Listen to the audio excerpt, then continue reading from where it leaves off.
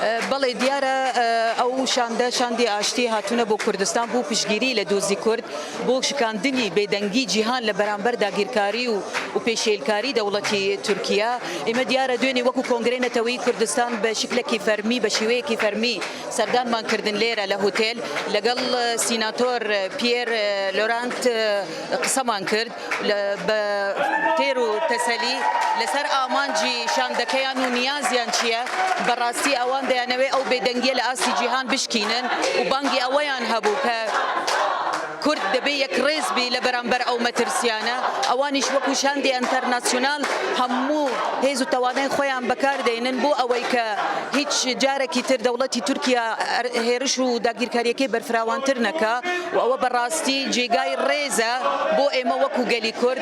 ئێمەش وەکو کۆنگرەی نەتەوەیی کوردستان ئەمڕۆ هاتینە ئێرە چونکە ئەوان بەنیاز بوون بچن لە بەردەم نەتەوە یەکگرتووەکان لێدوانێک بدەن، بەڵام بەداخەوە ڕێگریان لێکرا.